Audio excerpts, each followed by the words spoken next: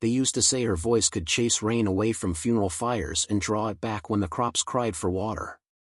Ikenna, they called her, but few remembered that name once the flames in her throat were silenced. Most knew her as Firethroat, not because her voice was loud, but because it burned through sorrow like a sun through morning mist. When she sang, even the mourning women paused their wails to listen. When she chanted, disputes between warriors turned to embraces. She could make chiefs humble, children brave, and grown men admit the secrets they thought they'd die with. It was during the season of plenty, the time when the yam barns were bursting and the drums never stopped, that the village betrayed her. The air was thick with roasted meat and oversweetened palm wine, the ground trembling with dances from sunup to moonfall. Women lined their necks with beads like rainbows strung tight, and men bragged until the stars rolled their eyes. But behind the joy, a different heat brewed, one that had nothing to do with song or fire. The village chief's new wife, Ojara, had grown weary of being the second most listened to woman in the land. Every blessing her husband gave felt smaller when Ikenna sang it into the wind. Every dance she led ended with someone whispering, "But wait till Firethroat sings." Ojara's envy grew into a monster, slow and deliberate. She gathered rumors like thorns, that Ikenna's mother once walked with spirits, that Ikenna spoke to her dead child in dreams, that her voice could bend wills not through beauty but through curse. On the third night of the harvest festival, when the moon swelled fat and low like a cow's pregnant belly, Ojara struck. She whispered into her husband's ear beneath the drums, her voice venom-laced sugar. She chants to the ancestors not in prayer, but in bargain. That's why she never ages. That's why your people obey her more than you. The chief, drunk and itching to reassert his power, raised his staff and called the dance to a halt. He accused Ikenna before the entire village, voice slurred, eyes empty of the years she had spent healing his people's wounds with nothing but song. She walks with demons, he spat. Her throat burns not with truth, but with trickery. Before the crowd could react, the guards seized her. Ikenna didn't fight. Her eyes were dry. Her mouth, silent. She looked around, meeting eyes, so many eyes, but none that met hers back. They took her to the old punishment pit, a deep crater where those condemned by the ancestors were left for the earth to swallow. They bound her arms with chain, old iron long stained red by the rains and the rust. At the edge, she looked back once, not at the chief, not at his trembling wife, but at the children, at Nyasha, her daughter, hidden behind the woven skirts of her aunt, weeping soundlessly. Then she opened her mouth, and the scream that followed wasn't loud, it was wide.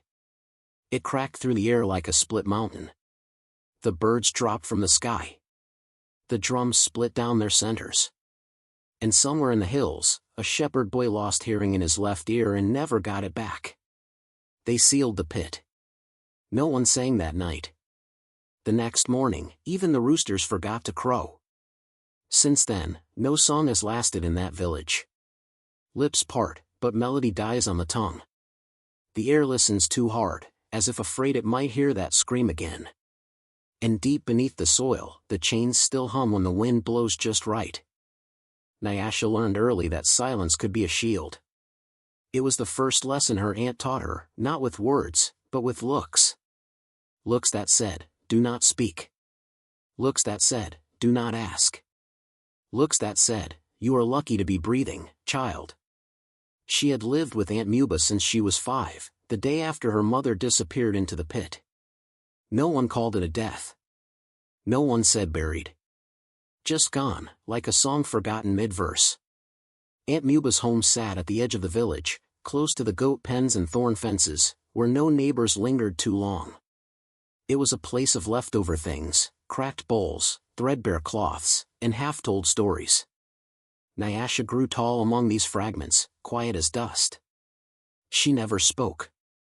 Not because her throat was broken. Not because her tongue was twisted. But because her mother's last scream had settled inside her, curling itself like smoke behind her ribs. When she was 6, a boy threw sand at her and shouted, "Say something, curse girl." She blinked. Picked up a stone. Threw it back, straight and sharp, and walked away. She never cried. Children stopped throwing things after that, but they didn't stop whispering. "She's got her mother's mouth," they would say, glancing around first. "Only shut tight so it don't burn us too."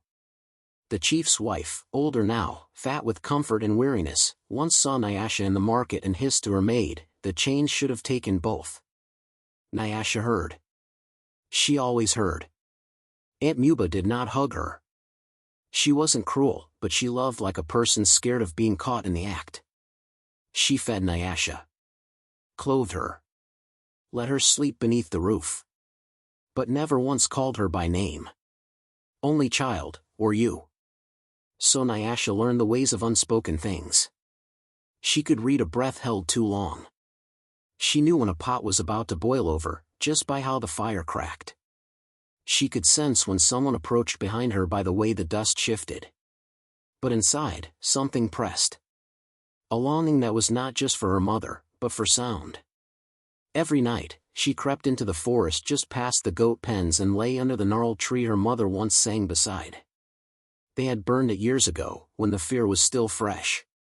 The trunk stood hollow now, blackened and split, but not fallen. The villagers refused to chop it down completely. Too dangerous, they'd mutter. Let the fire finish its work. But the fire never did. Nyasha sat against that trunk often, hands curled into the ash at its roots, head tilted like she was listening to something only she could hear. Then, one night, after a day where the chief's sons had tossed pebbles into her food and mimicked her silence with wide-eyed mockery, she returned to the tree shaking with heat. Not from the outside, but within. Her bones throbbed like they wanted to sing. She pressed her hand against the split in the trunk and felt something catch. A string. A cord. Not rough like vine or bark, but smooth and worn from skin. She pulled gently, and it came out, tangled, sooty, still warm like breath had passed over it.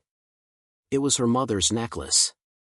She remembered it, not from pictures, there were none, but from dreams. A spiral carved into dark wood, inlaid with tiny stones that flickered like embers. Ikenna used to wear it whenever she sang in the square.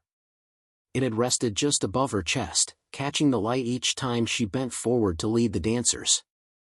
Nyasha clutched it, the ash coating her fingers, and for a moment, something strange happened.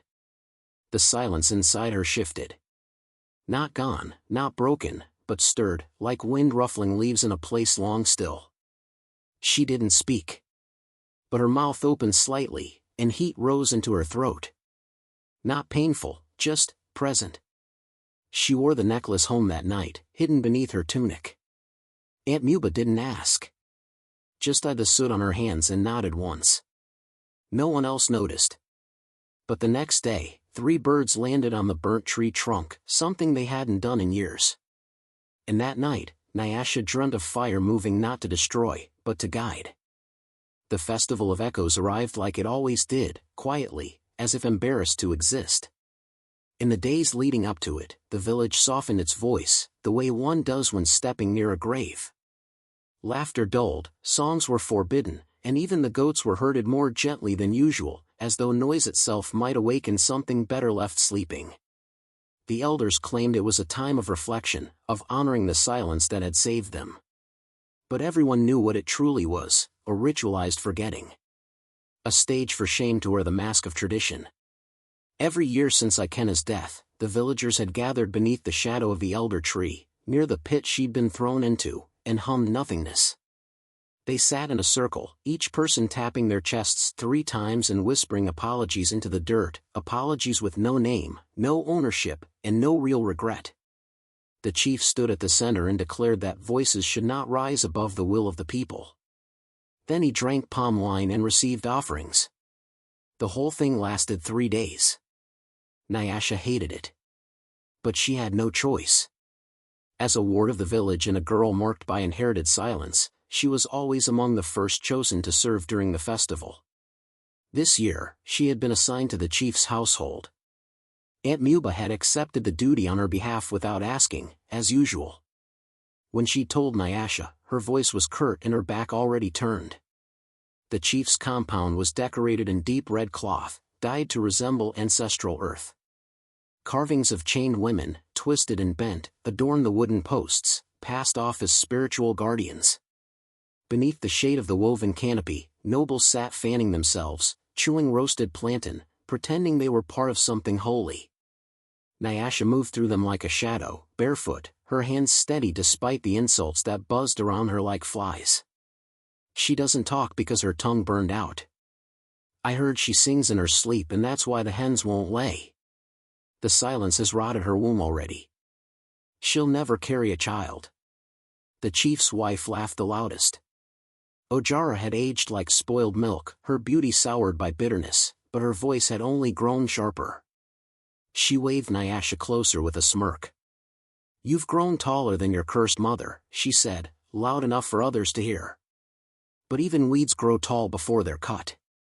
Nyasha said nothing. She placed the calabash bowl before the woman, met her gaze for only a moment, and turned. She didn't need to answer. Her silence made them itch. Her silence, when worn with dignity, was a mirror they hated to look into.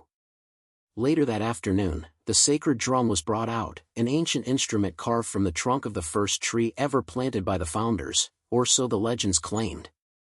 No one was allowed to speak while it was played. Its sound was said to echo the heartbeat of the ancestors, steady and low. The elder drummer, Old Man Dago, struck it once. Twice. Then a third time.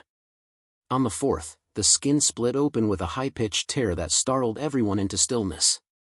The sound rang out sharp, unnatural. Several people stood. A baby began to cry. It was the first time the drum had cracked in over 80 years.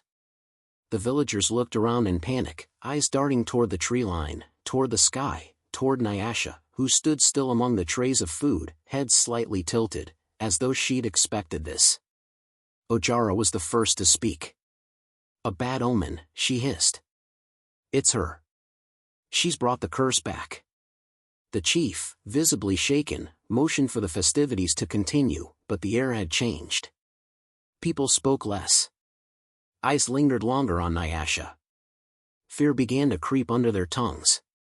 That night, Nyasha returned to her aunt's house carrying the echo of that split drum in her ears. The sound had torn something in her, too, not just fear, but recognition.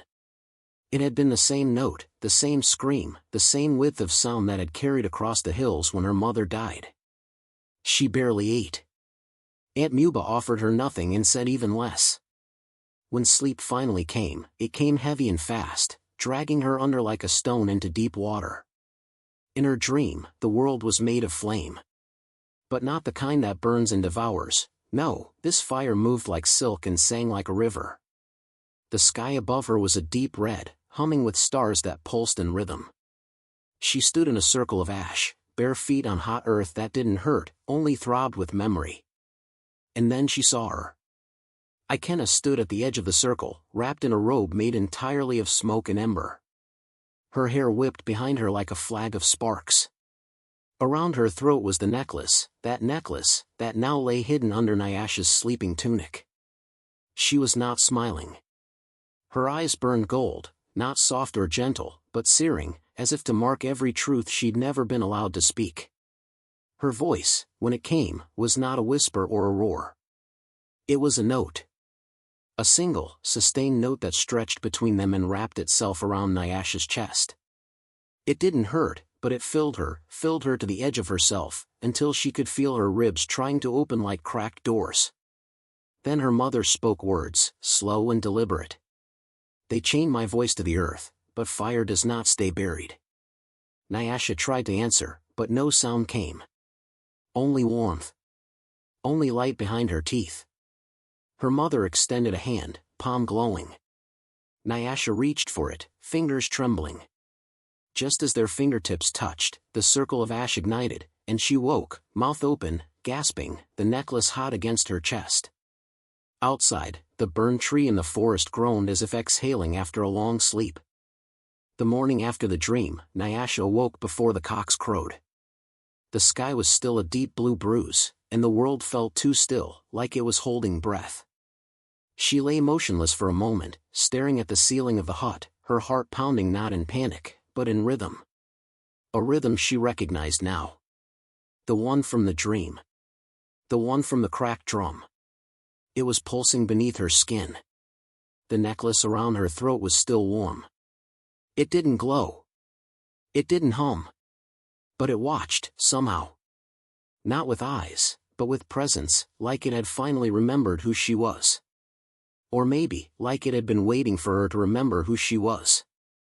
Aunt Muba snored faintly in the other room, unaware of the storm gathering under her roof.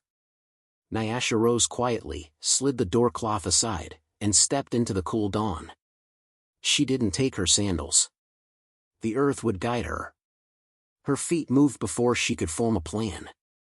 Down the path that curved like a serpent behind the millet fields. Past the rocks shaped like kneeling figures.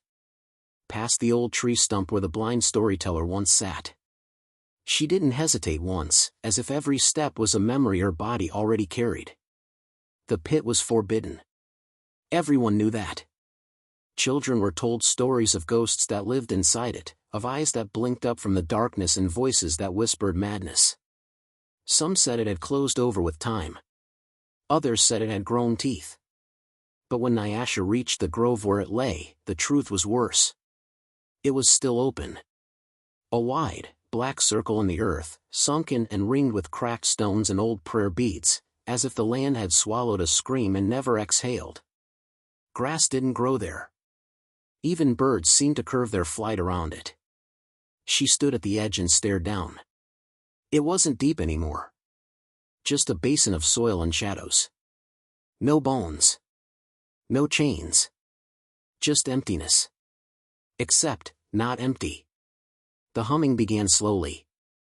A low, almost inaudible vibration that didn't come through her ears, but from somewhere behind her ribs. Like her bones were tuning forks and someone had struck them. She dropped to her knees. Pressed her palm against the dirt. The ground was cold. But her hand wasn't. The moment her skin met the soil, light seared across her palm, not painful, but bright, like a sudden sunrise under the skin.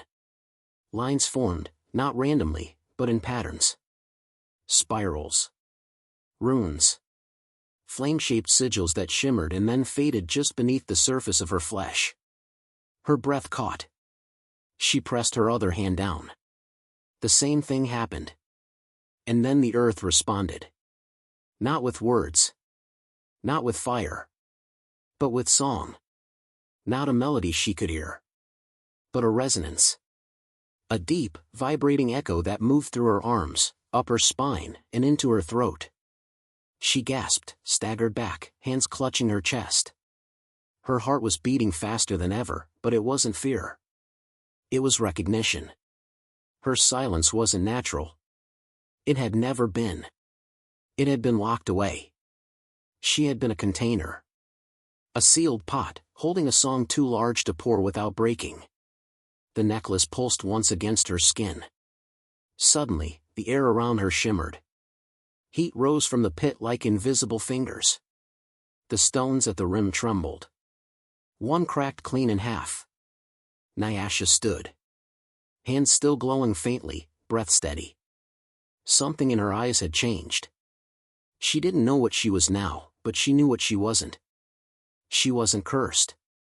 She wasn't broken. She wasn't silent. She was waiting. And the wait was ending. A sudden wind tore through the grove, spiraling dust around her feet. It lifted the hem of her tunic, tangled her hair, but she didn't move. Didn't flinch. The wind howled through the pit, and for a moment, it sounded like a voice. Not her mother's. Not hers. But ancient. Collective. Female. Endless. She turned away from the pit only when the first rays of sunlight broke through the trees, spilling gold onto the black soil like fire wrapped in mercy. As she walked back, her footprints left faint smudges of heat in the grass. They faded quickly.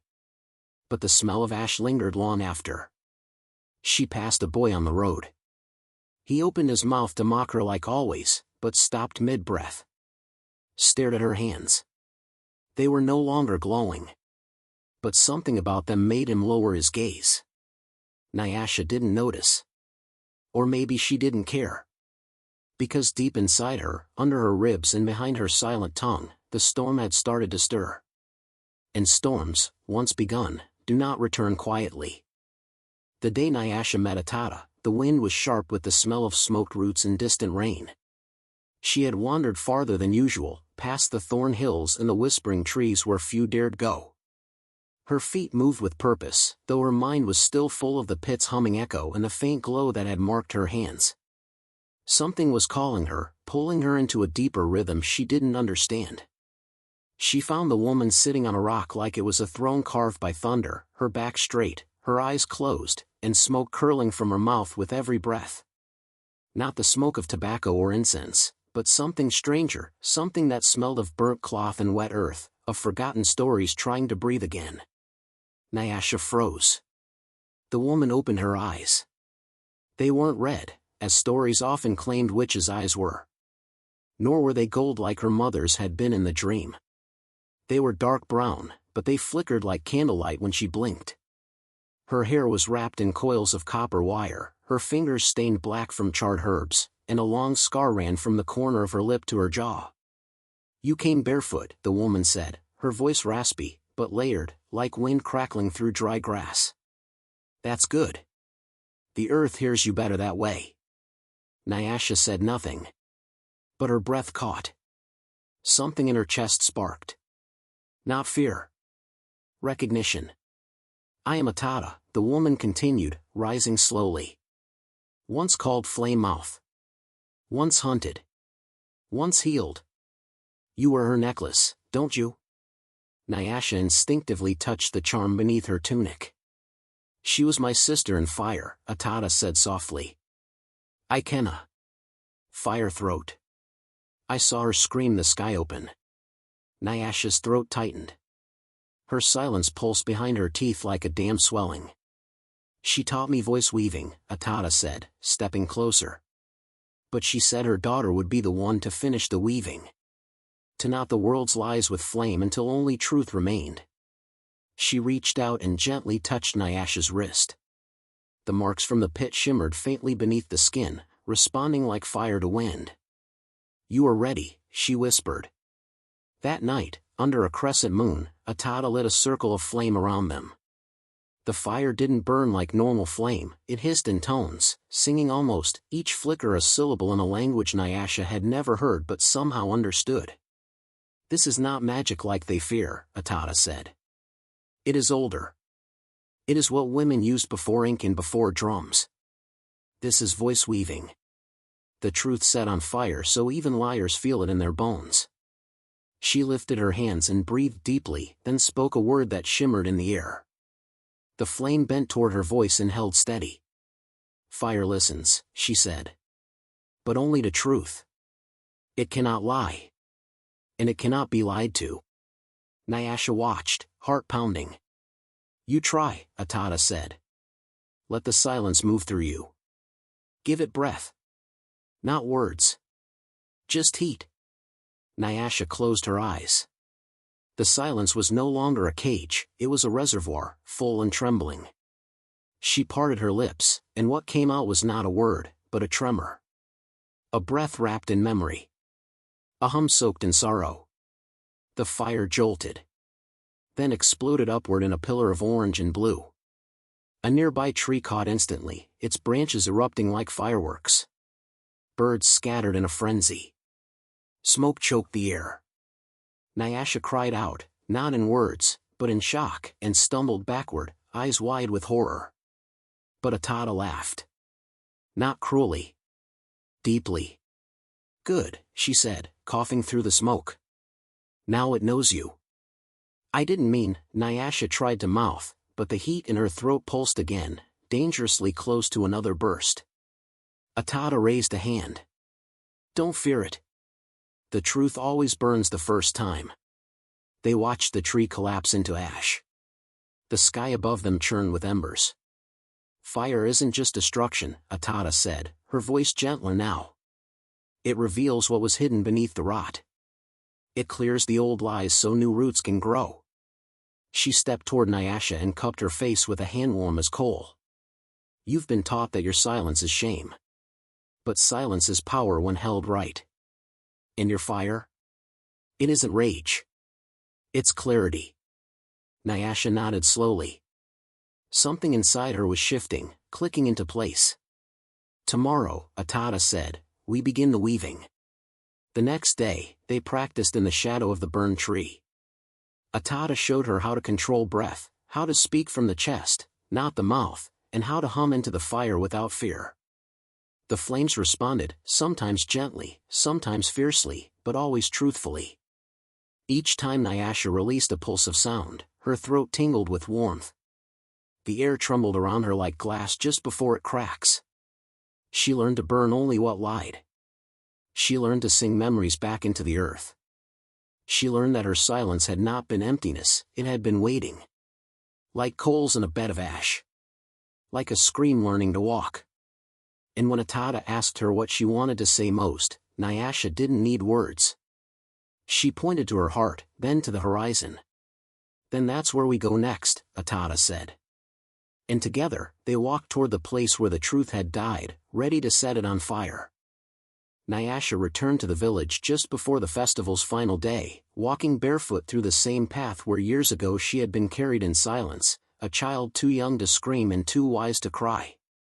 She walked alone now, her steps slow but sure, the earth beneath her feet whispering secrets and pulses only she could hear. Her tunic was dark, streaked with dust and ember stains. Her hair, unbraided and wild, moved like smoke in a restless wind. Around her throat, her mother's necklace glowed faintly, pulsing in time with her breath. The villagers noticed her at once. They stopped stirring their stews. They paused their hammering. They hushed their gossip and drew their children closer. Nyasha had changed, something about the way her shadow stretched too long, how birds avoided flying directly above her. And though she made no sound, her silence was no longer empty. It weighed down the air like thunder waiting to break. The whispers started almost immediately. She's back.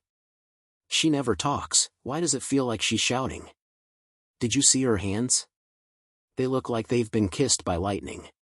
She carries her mother's sin. She carries her mother's flame. By mid-afternoon, the festival square was packed. The elders sat in carved chairs near the fire circle, their expressions drawn and wary.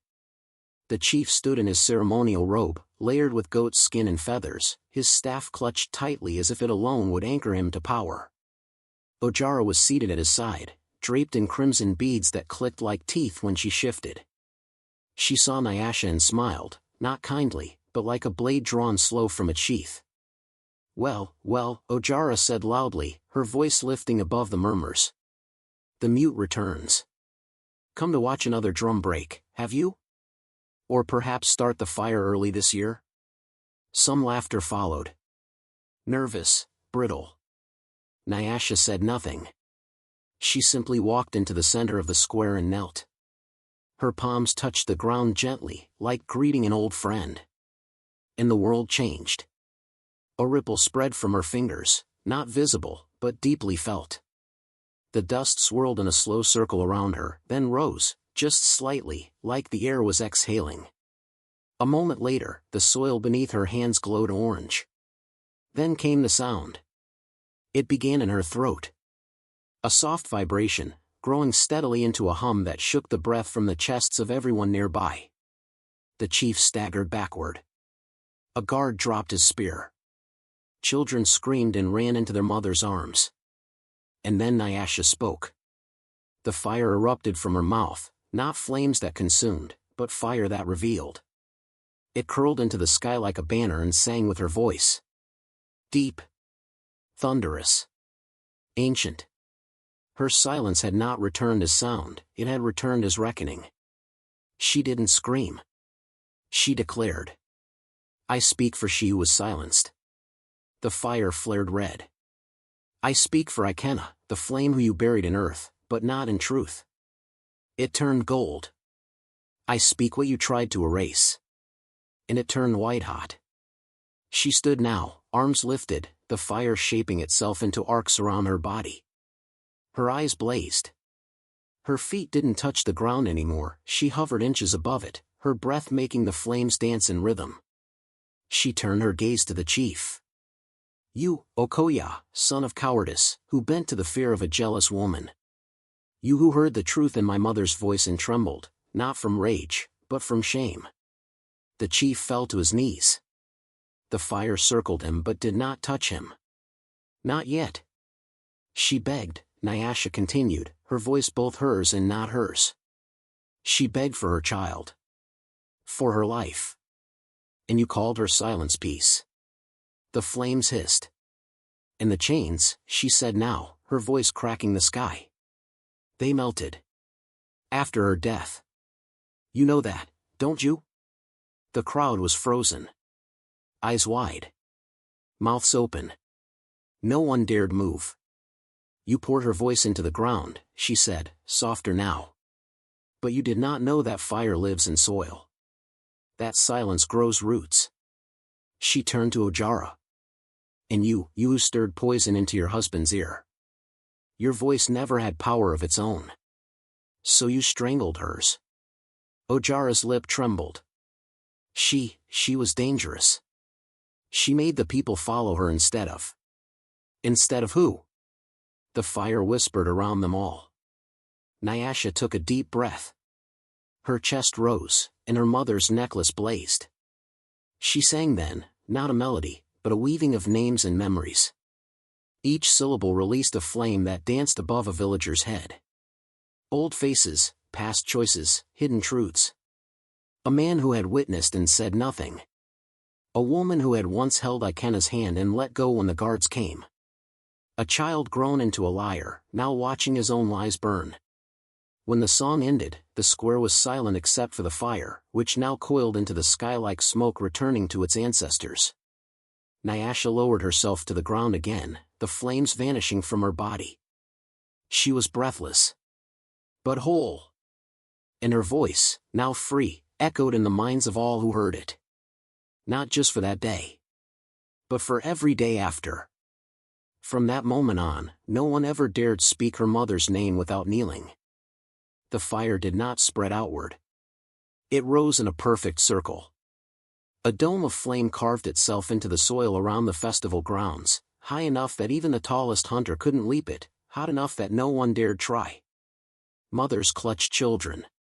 Elders stood paralyzed. The drummers had long dropped their drums. Not even the insects dared hum. Nyasha stood in the center. Her mouth glowed red gold. Her eyes, wide and burning, did not blink. She raised one hand, and though she did not shout, her voice filled every chest like smoke in lungs. None leave until truth walks. The villagers gasped as the fire pulsed, once, and then steadied. Then Nyasha turned. Her finger pointed toward the chief. He stood in full robes, crown still glinting, but now soaked in sweat. His wife beside him trembled, clutching a fan that did nothing to fight the heat.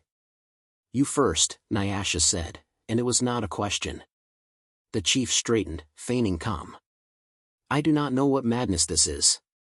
The fire surged. A wall of flame shot 6 feet into the sky behind him. He stumbled back. Nyasha stepped forward, her feet leaving glowing prints in the ground. You watched her beg. You tightened the chains yourself. The chief's mouth opened to deny. But before the words escaped, the fire surged again, this time licking at the hem of his robe. He screamed and swatted at it, the crowd watching in horror. Then an elder, Elder Bako, fell to his knees. I was there, he croaked. I tried to stop it, but they silenced me. I swear it on my son. The flames near him flickered gently, cool blue instead of hot gold. Nyasha turned toward him. You spoke, though no one listened? Tears rolled down the old man's cheeks. Yes. The fire receded from him. He wept. Another elder, shaking, tried to follow. I had no part in it, she stammered. I was only told she broke the village law. The fire surged toward her face. She shrieked and stumbled back. Her lips began to blister. Nyasha's voice rang again. You helped make the law. I only. Truth. or flame. And then the unraveling began. One by one, secrets spilled like blood on stone. A farmer confessed that he saw Ikenna being taken but said nothing.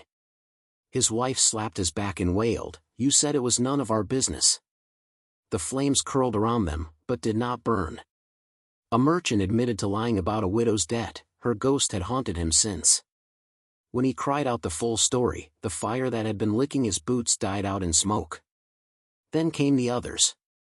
Not just those who had wronged Ikenna, but those with buried sins, secret cruelties. A woman confessed to casting her sister out over jealousy. A man whispered that he had stolen grain during a famine and let a neighbor starve. Some the fire forgave. Some it scorched. And in the middle of it all stood Nyasha. Her voice, once taken, now controlled the very truth of the village. "Lie," she said, "and the fire will know." As each name was spoken, Ikenna's tormentors, her betrayers, her silencers, the fire marked them. Some fainted. Some screamed. Some dropped where they stood, faces blackened not by flame, but by shame too heavy to carry. The chief fell last.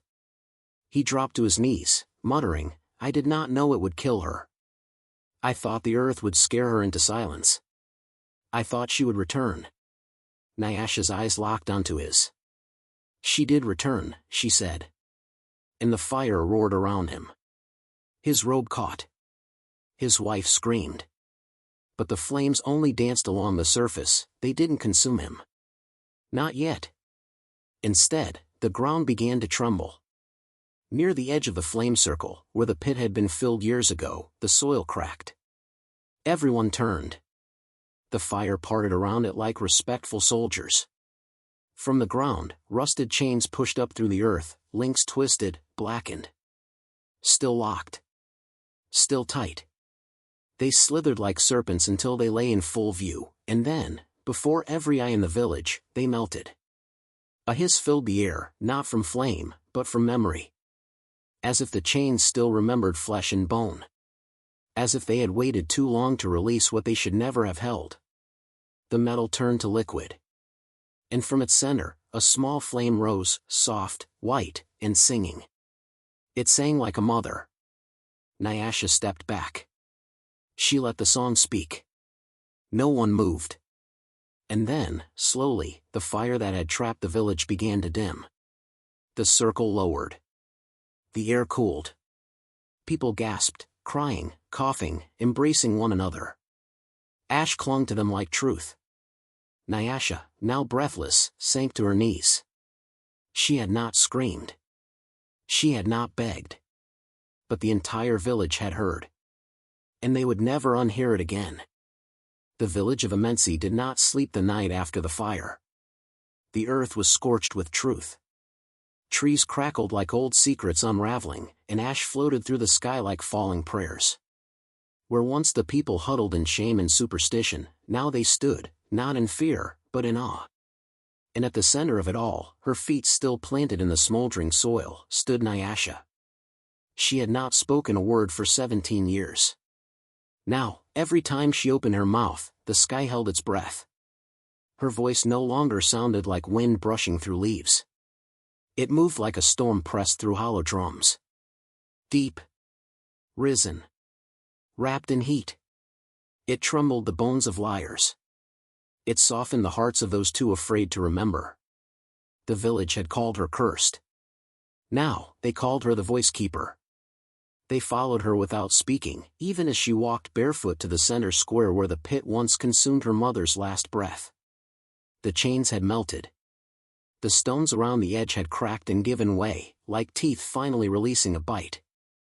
And in that hollow, something strange grew, not weeds, not thorns, but small red flowers, petals glowing faintly, like embers remembering fire. It was the boy whose father confessed to betraying Ikenna who first dared to ask, "Can you teach us to speak like that?" Nyasha turned to him. A single ember floated from her lips and landed in the boy's palm. He didn't flinch. He held it to his chest like a seed, and it sank into him without burning. His mouth didn't open, but his eyes glistened. "Yes," Nyasha said. "But first you must learn to listen." And so the healing began. She gathered the children first, those still soft enough to remember without shame. She showed them how to place their ears to the ground and wait. How to press their palms to stone and feel the ancient tremble of forgotten cries.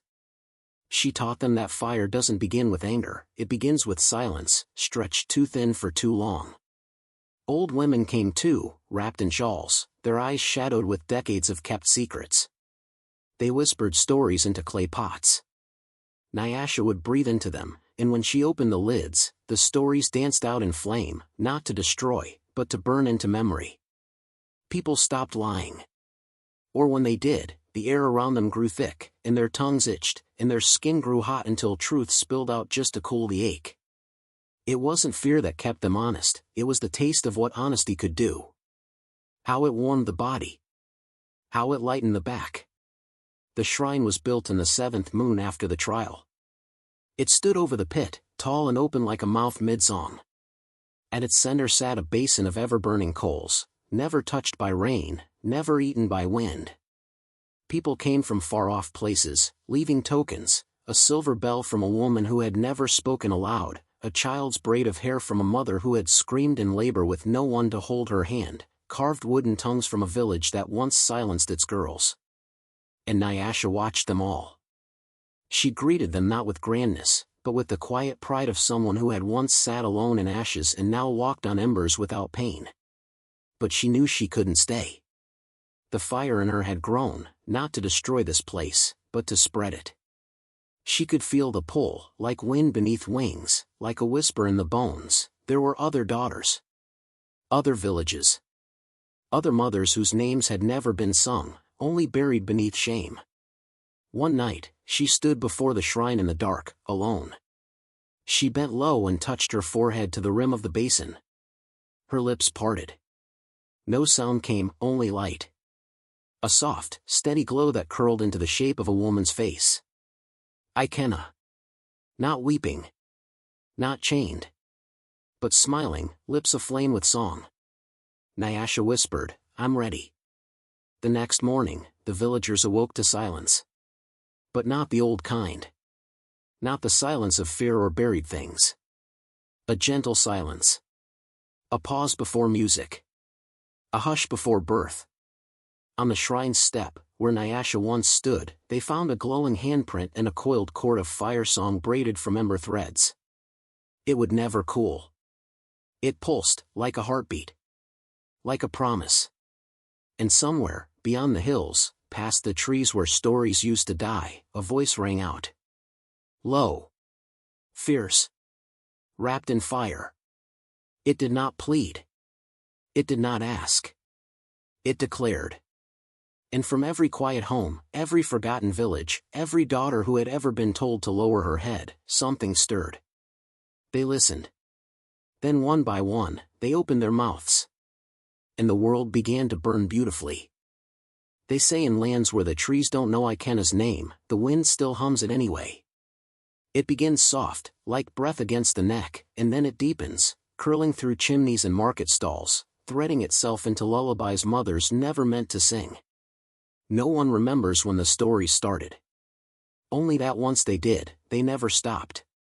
Some say there's a girl who walks barefoot through strange towns, her feet coated in soot that never washes off. When she speaks, no one hears her. But when she sings, smoke rises from her mouth like a ribbon. It wraps around the ears of those nearby. It forces the wicked to listen. Liars forget their own lies. Tyrants stammer and drop their staffs. Even the proudest kings have found themselves weeping into their palms, unable to remember why they ever shouted in the first place. Children follow her. Not because she calls them, but because something in her voice reminds them of things their grandmothers never got to teach. Some say she has no face, only fire where her eyes should be. Others swear she has many, the face of their lost sister, their burned aunt, their voiceless mother.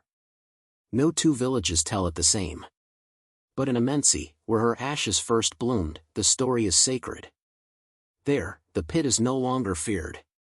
It has become a place of gathering.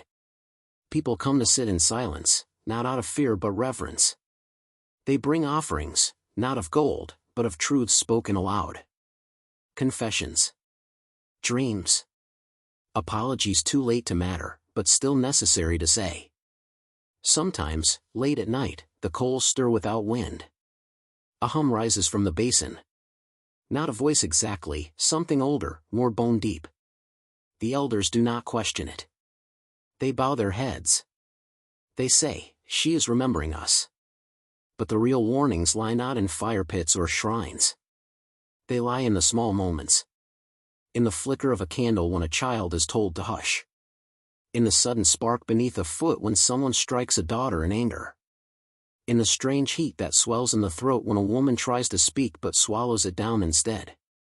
They say when that flame shows, the tiniest flicker near your ankle, or your chair, or your child's tongue, you must stop. You must listen. Because you don't know who watches from the ash. You don't know what kind of song their mother left behind. And you don't know if the next note will burn. So when girls sing too loud in immensity, no one stops them.